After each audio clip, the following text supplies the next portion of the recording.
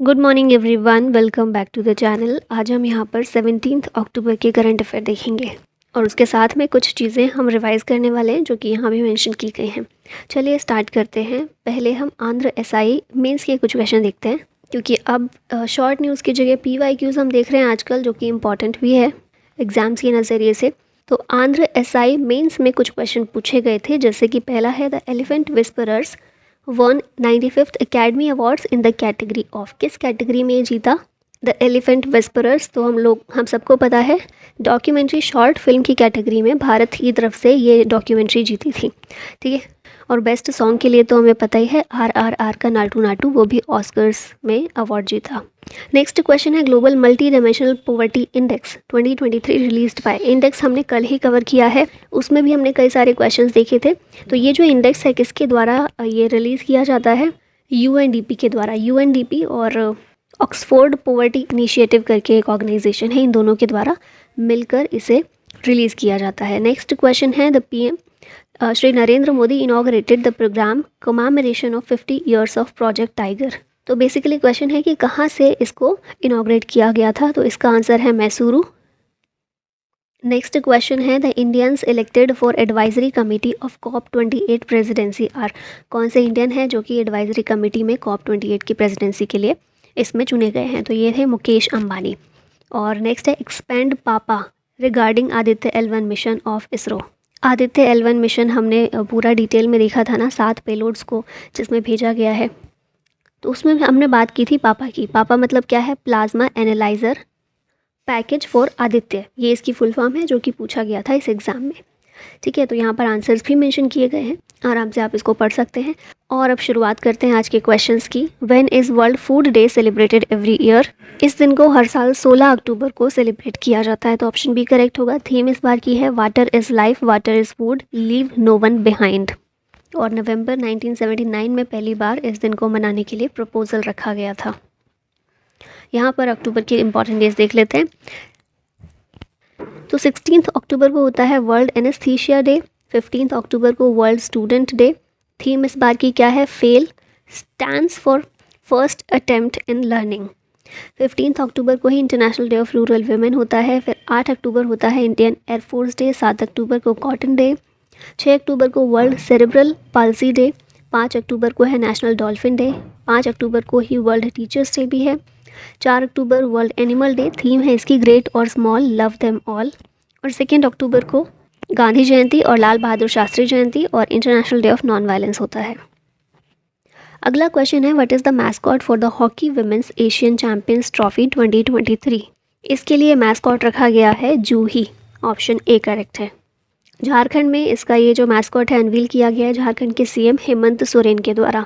Mascot का नाम क्या है? जूही। ये इंस्पायर है by the popular elephant at Betla national park. अब यहाँ से ये भी इम्पॉर्टेंट है कि बेतला नेशनल पार्क कहाँ है, क्योंकि न्यूज़ में आया है, तो ये झारखंड में है, ठीक है। तो ये जो टूर्नामेंट है इसके लिए अब मैस्कॉट को कर दिया गया है अनवील। कुछ और मैस्कॉट देख लेते हैं हम यहाँ पर। Chain chain, Kong Lian Lian, ये एशियन गेम्स जो अभी हुए चाइना में उसमें मैस्कॉट था। आशा चीता और Mowgli 5th Khelo India youth games में मैस्कॉट थे। जीता जीतू स्वैम्प डियर ये 3rd Khelo India university games में मैस्कॉट था। Snow leopard 3rd Khelo India winter games का मैस्कॉट है। भीमा 1st जनजातीय खेल महोत्सव का। Moga Indian bison 37th national games का है। वीरा चीता IBA women world boxing championship का है। Tajuni penguin FIFA women world cup का। और the Hanuman Asian athletics championship जो हुई थी थाईलैंड में, इसका मैस्कॉट है। Which team former captain Alastair Cook announced his retirement from international cricket? तो एलिस्टर कुक ये इंग्लैंड के फॉर्मर कैप्टन रह चुके हैं और इन्होंने अभी अपना रिटायरमेंट अनाउंस किया है। Nilgiri tahr project started by which state? Nilgiri tahr Nilgiri hills की वजह से काफ़ी फेमस है, वहीं पर ये बहुत ज़्यादा पाया जाता है। और अभी इनको कंजर्व करने के लिए तमिलनाडु गवर्नमेंट के द्वारा लॉन्च किया गया नीलगिरी ताहर प्रोजेक्ट को।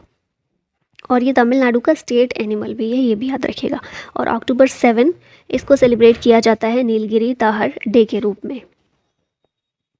नीलगिरी ताहर के बारे में कुछ बेसिक सी चीज़ें देखें तो ये एक स्टेट एनिमल है तमिलनाडु का। इसे लोकली वराईयाडू के नाम से जाना जाता है। नीलगिरी ताहर जो है ये वेस्टर्न और ईस्टर्न घाट का जो सदर्न पोर्शन है, मेनली केरला और तमिलनाडु, वहाँ का एंडेमिक है।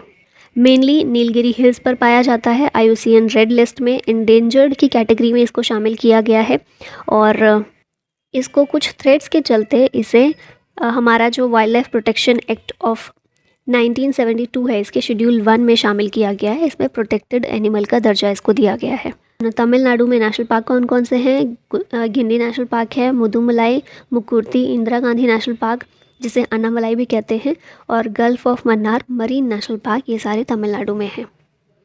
Recently which state cashew got the GI tag? ये कैश्यू गोवन कैश्यू है, ऑप्शन बी करेक्ट है। इसे कर्नेल के नाम से भी जानते हैं। इसे रिसेंटली मिला है GI टैग। बेसिकली कैश्यू जो है ना वो नेटिव है to the north east Brazil in Latin America, और जब पोर्तुगीज़ आए थे भारत में उस टाइम उन्होंने गोवा में इसको इंट्रोड्यूस किया था 1570 में। ठीक है, और अभी गोवन कैश्यू इसको दिया गया GI टैग। यहाँ GI टैग्स कुछ रिवाइज कर लेते हैं। अलीबाग वाइट अनियन महाराष्ट्र का है, तंदूर रेड ग्राम Telangana, Raktsey Karpo apricot Ladakh, Mithila makhana Bihar, Gamosa handicraft Assam, Kandangi sari Tamil Nadu, Palani panchamritam Tamil Nadu, Khola chilli Goa, Kaji Nemu Assam, Tirur betel leaf Kerala, Dindigul locks या डिंडीगुल ताले ये तमिलनाडु के हैं, और नरसिंह पेटई नागस्वरम तमिलनाडु से बिलोंग करता है। तमिलनाडु में सबसे ज़्यादा नंबर ऑफ GI टैग्स देखने को मिलते हैं, total 55। Tallest BR Ambedkar statue outside India unveiled in which city? तो इसको वॉशिंगटन में अनवील किया गया है। 19 फुट टॉल स्टैचू है ये BR अम्बेडकर का। ये पहले भी हमने देखा था, मैरीलैंड जो जगह है वॉशिंगटन में, वहाँ पर इसको अनवील किया गया है। इसके आर्टिस्ट कौन है, स्कल्पचर कौन है? राम सुतार हैं, जिन्होंने स्टैचू ऑफ यूनिटी जो नर्मदा रिवर पर है गुजरात में सरदार पटेल का, उसको भी इन्होंने ही क्रिएट किया था। यहाँ पर बाकी स्टैचूज़ रिवाइज कर लेते हैं। Statue of oneness recently MP के ओमकारेश्वर में अनवील किया गया, आदि शंकराचार्य का है, 108 फीट बड़ा है, लंबा है। स्टैचू ऑफ इक्वालिटी 216 फीट का है, रामानुजाचार्य का, हैदराबाद में। स्टैचू ऑफ नॉलेज 70 फीट का है, BR अम्बेडकर का, लातूर महाराष्ट्र में। स्टैचू ऑफ पीस रामानुजाचार्य का है, जम्मू कश्मीर में। स्टैचू ऑफ पीस एक और है 151 इंच का, विजय वल्लभ सुरीश्वर का, राजस्थान में। स्टैचू ऑफ प्रॉस्पेरिटी 108 फीट का है, नाथप्रभु केम्पेगौड़ा का, बेंगलुरु में। स्टैचू ऑफ यूनिटी 182 मीटर का, सरदार वल्लभ भाई पटेल का, नर्मदा रिवर गुजरात में। विश्वास स्वरूपम 369 फीट का है, नाथद्वार राजस्थान में। इंडिया का largest reclining statue of Buddha 100 feet long है, बोध गया बिहार में। Statue of Lord Hanuman 108 feet का है, मोरबी गुजरात में। और वर्ल्ड का टॉलेस्ट स्टैचू ऑफ माता सीता 251 फुट लॉन्ग है, सीतामढ़ी बिहार में। In which country did external affairs minister S Jaishankar recently unveil the statue of Rabindranath Tagore? Rabindranath Tagore का स्टैचू अनवील किया गया S जयशंकर के द्वारा, कहाँ पर? वियतनाम में। तो ऑप्शन डी इसका करेक्ट होगा। इसके अलावा वियतनाम ने एक कमेमोरेटिव पोस्टेज स्टैंप भी जारी किया है टैगोर के ऑनर में, 1982 में ये किया गया था। वियतनाम साउथ एशियन कंट्री है, मैप में हम लोगों ने बहुत बार देखा है इसको। हनोई कैपिटल है वियतनाम की।